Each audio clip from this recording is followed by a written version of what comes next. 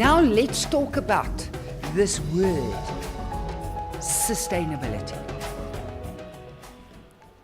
I'm going to ask you, what is sustainability in a social development context? That's my first question.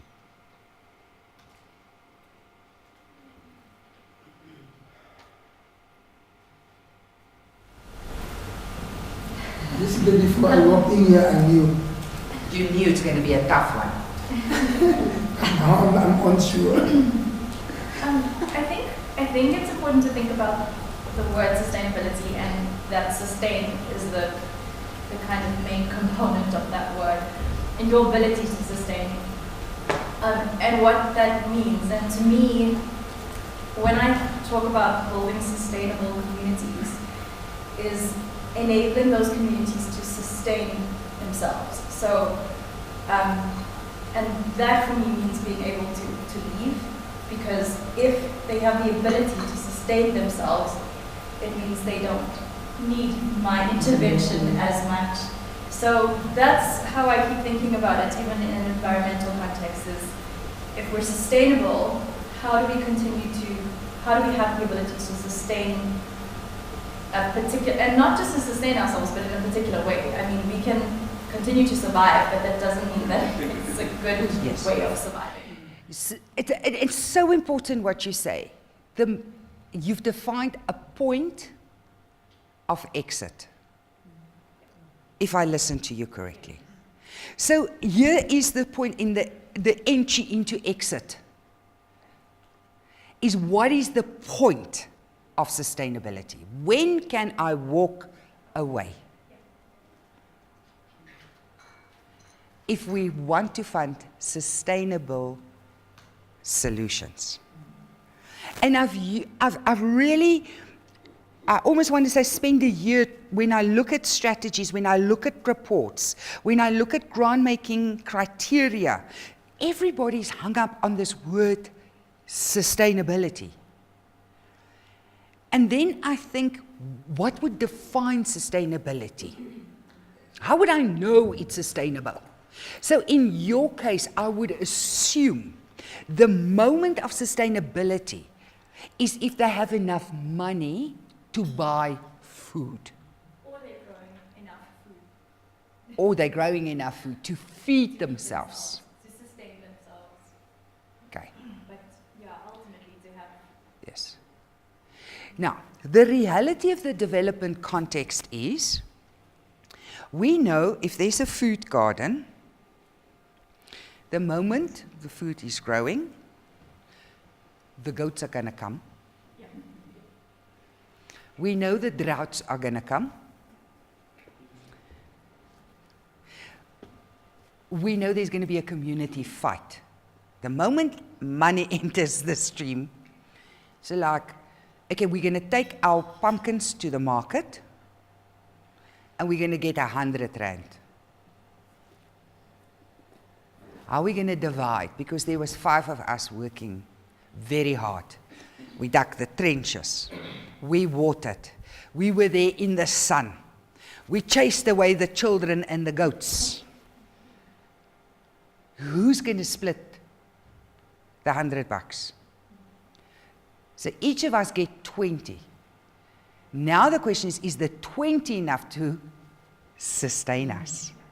You've really got to think through what is really sustainable. So how many pumpkins must we produce? Because probably at 100, we're only going to break even. We need 200 pumpkins. First to feed ourselves, and then to sell the rest. Now, it's also a seasonal crop, which means once the pumpkins are harvested, does it mean now we're all unsustainable? Because it's like, what are we going to eat now? The pumpkins are finished. Okay, I just want to give you very practical examples, because we get very lofty when we develop these visions. We only fund sustainable organizations and sustainable programs. And on that point, I think what it emphasizes is sustainability is not easy to achieve, and it takes a long time. So for us, we understand, as an example, and we're still learning, we cannot just go in and start a food garden and go, cool, we've started 100 food gardens and now we've created 100 sustainable communities. You have to. Absolutely not. Have you added a time cycle to that? Yeah, so exactly. So we had to think very carefully about a program that has a mentorship component and a training component. So when there is a drought, how do you use your grey water to water your plants? So what are permaculture practices? How do you not need pesticides and fertilizers to manage your garden? So building that kind of training, I think, is moving toward a more sustainable approach. I don't think it's still completely sustainable. And then it has to be a long-term intervention. I think it's impossible to call it sustainable, even if you've got, if you're just going in, starting it and going, okay, cool, you're all good now.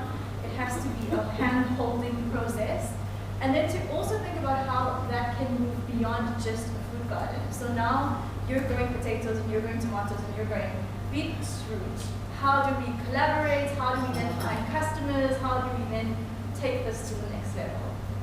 And then maybe eventually come into like an enterprise supply development program, law. To guarantee the sustainability. Because yes, it's a very important point that you make, and I don't want to lose that. I can tell you, whatever intervention you have, if there's not an income stream in the process, sustainability, this leads us to socio-economic development. I want to make that point, but I don't want you to lose your thought. No, I think it's more a question for you, sir, and I'm trying to test my thinking on this. So, if you then had a youth employment strategy, sustainability for you in that sense could mean it almost doesn't stop at the point where they are in a job, because you are earning an income now, but you know how to work with that income. So I will have to give you financial literacy training. And then what does it mean? How will I quantify that? It means that you will have insurance. It means that you will have a retirement annuity or saving for your old age pension fund, whatever. So you'll have to quantify. I'm talking about in our context now as a financial services provider. What would that mean for us to make sure that that person is sustainable? And it probably would then also mean a certain income level that you're looking for. You're not going to make people survivalists. Targets. Absolutely. Because there's one other structural issue in employment. Because remember, the first 3 months is touch and go. When do you assess then? You know, the moment they're employed, if they've been employed for 3 months, if they've been employed for 12 months, because then there's a possibility of career progression, which indicates a form of sustainability.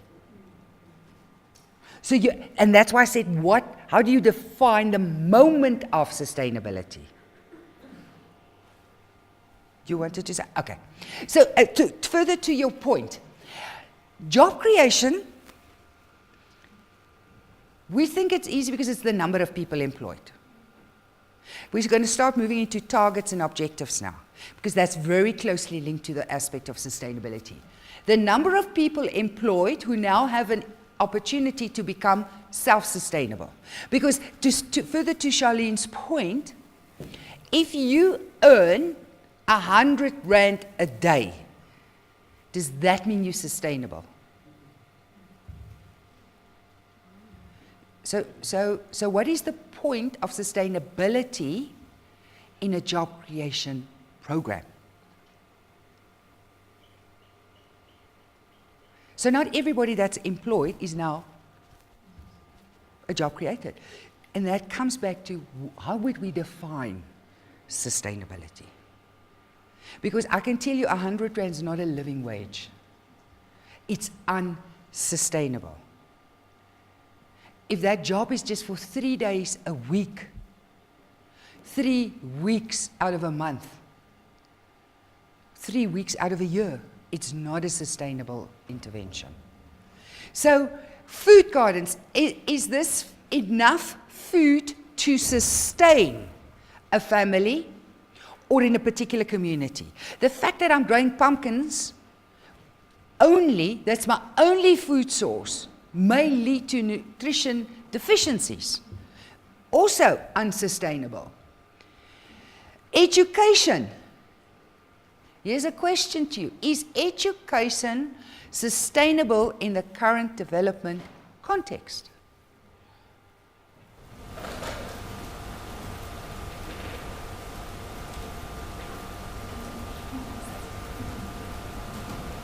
Anybody? It depends. Where What it depends. education are you talking about? How do we define what is sustainable? And I just want to take it one step further. You really have to define, the moment you design your program, sustainability already. Because that is the walk-away point, generally. That's the exit. So if you want to use it in a different context, if you don't want to use the word because you understand how loaded the word sustainability is, what is my exit point? When can I responsibly, ethically, morally walk away from this program? That's the question. So sustainability is extremely critical to the effectiveness of our development programs. I want to tell you another secret. When you do evaluation, there's 5 non-negotiable aspects that you measure. Relevance, effectiveness, efficiency, impact, and sustainability. So we use this word sustainability so easy, but how are we going to measure that? So the point that I want to make here is companies have a clear business interest in creating. We don't want to create dependencies. So what would be independence? Is that the moment of sustainability? In many cases, companies' exit or sustainability point is when they hand over.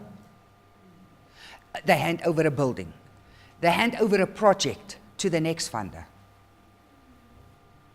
It doesn't mean it's necessarily sustainable, because if there's another funder that is required, it really isn't sustainable. So